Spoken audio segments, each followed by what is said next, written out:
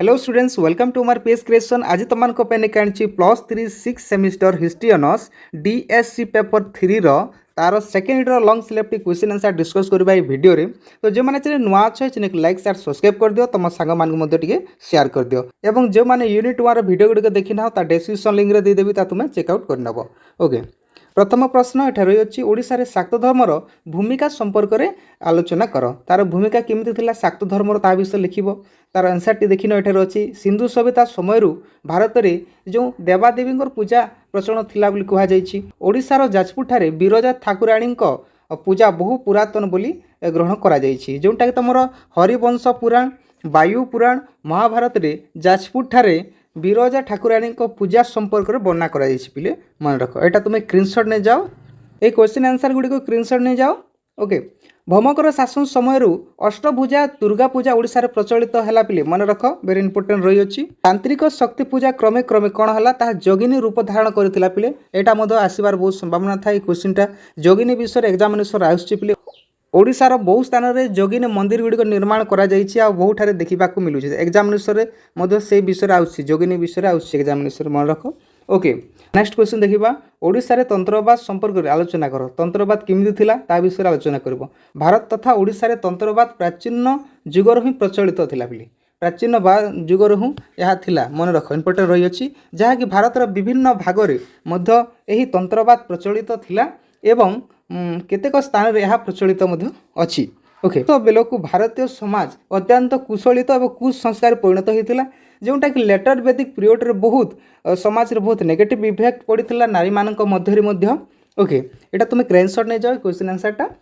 A answer गुडी को screenshot नहीं जाओ। गोटे इंपोर्टेंट क्वेश्चन एग्जामिनेशन आउसी 1 मार्क्स रे जोटा कि तुम तंत्र शब्दटी ओके जो तंत्र तंत्र शब्दटी तन रु आसी तन रो मीन्स होचे टू स्प्रेड विस्तार जोटा कि त्र शब्दटी होचे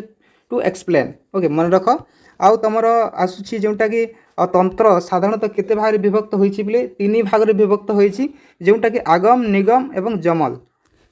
एही तंत्रवाद प्रायतः समस्त धर्म यथा बौद्ध धर्म शैव धर्म शाक्त धर्म गुड़िकर बहुत देखा मिली अच्छी बिली मन रख एटा को तुम स्क्रीनशॉट नहीं जाओ। ओके नेक्स्ट क्वेश्चन देखा ओडिशा रे वैष्णव धर्मर विकास किपर घटी था विषय आलोचना कर एटा मध्य आउछि एग्जामिनेशन जो वैष्णविज्म विषय एग्जामिनेशन आउछि Vaishnavism Shaivism. Okay important question good रही ओडिशा रे विष्णु को पूजा बहु पुरातन समय चली आसी कहुई जोटा कि ख्रीष्ट चतुर्थ किंबा पंचम शताब्दी जोटा कि माथर राजा माने विष्णुकर मूर्ति पूजा पाठ से माने करुथिले पिले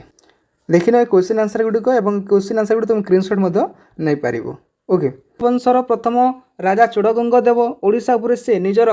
प्रस्ताव विचार कर सारा पर से कौन है ना वैष्णव धर्म को उत्साहित करथिले बिले जोटा शैवजम थिले पर से वैष्णवजम को मध्य ये करथिले आहुरी चोड़गंग देव निजे वैष्णव धर्मर पृष्ठपोषकता करी पुरी ठारे जगन्नाथ मंदिर मध्य निर्माण करथिले मन रख। जयदेव मध्य जो लिखिछंती गीत गोविंद माध्यम रे विष्णुकर पूजा सेठारे लिखिछंती जयदेव। ओके देखिन एटा तो तुम स्क्रीनशॉट मध्य नहीं पारिबो आहुरी एग्जामिनेशन आउसी तुम जगन्नाथ धर्म ओडिशा रे क्यों क्यों कारण गुड़िक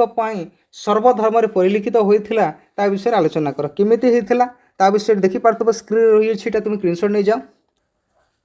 ओके देखिन एटा क्वेश्चन आंसरटा जो शैव धर्म जगन्नाथ धर्म विषय तार डिफरेंस विषय आइस्ते मध्य तुम एग्जामिनेशन रे श्री जगन्नाथ को मंदिर रे गीत गोविंद गान करा जाउथिला जेंटा कि जयदेव रचना करथिले। जगन्नाथ धर्म ख्रीष्ट धर्म मध्य पार्थक्य कौन रही अछि ओके से जो पार्थक्य गुड़ी को डिफरेंस कौन अच्छी ताहा एग्जामिनेशन पके। नेक्स्ट क्वेश्चन देखिबा मध्ययुगीय ओडिशा साहित्य और संस्कृति को शारदा दास को अवदान मान वर्णना कर जो शारदा दास को अवदान गुड़ी कौन थिला ता तुम वर्णना करिवो जोटा कि पंचसखा रो आविर्भाव होइतिला जो मध्ययुग रे मन रख पिले शारदा दास थिले जने कवि थिले से ओडिशा साहित्य को एक भिन्न रूप देइथिले पिले मन रख से तांकर अतुलनीय जोटा कि महाभारत बिलंका रामायण चंडीपुराण रचना करुथिले जहा कि ओडिया साहित्यर मूलदुआ पकईथिला बोली मन रख। कपिलेन्द्र देव ओडिशा शासन समय से महाभारत प्रारंभ भाग लिखिबा आरंभ करथिले जहा कि 1500 शताब्दी रे होइथिला बोली मन रख इंपोर्टेंट रही अछि क्वेश्चन गुडी को डिटेल तो क्लास करी हेबने एटा तुम स्क्रीनशॉट नहीं जा संक्षिप्त तुमको कहीदेवी है। ओडिया साहित्य को पंचसखा मानकर अवदान मान उल्लेख कर से मानकर अवदान कौन थिला बहुत अवदान थिला बोली मन रख बहुत अवदान थिला ए जो 5 जण थिले पंचसखा बोली ताकू कहा जाए से मानकर बहुत अवदान थिला मन रख ओके ये पंचसखा मान द्वारा कौन होता ना ओडिशा जो सामाजिक अर्थनैतिक राजनीतिक एवं धर्मीय क्षेत्र में बहुत परिवर्तन देखा मिलता बोली मन रख आउ सेमानंकर जो रचित साहित्य कृति गुड़िक प्रेम एवं भक्ति मार्गर प्रसार एवं प्रचार क्षेत्र में अनेक गुड़े उन्नति आनीला राम दास को रचित लक्ष्मी पुराण रे जो कि शूद्र और चांडाल जाति विषय सेठारे मध्य लिखाई जद्वारा कि लोक मानक मन रे जो मनोभाव दूर करने से चेष्टा कर उच्च नीचर विषय जेनटा कि समाज को गोटे उच्च शिक्षा दि जाइए जे समस्त समान भाव रखा टे भल भाव रहा समस्त को सम्मान विषय देवा बोली रही देखिना क्वेश्चन आंसर गुड़िक स्क्रीनशॉट नहीं जाओ।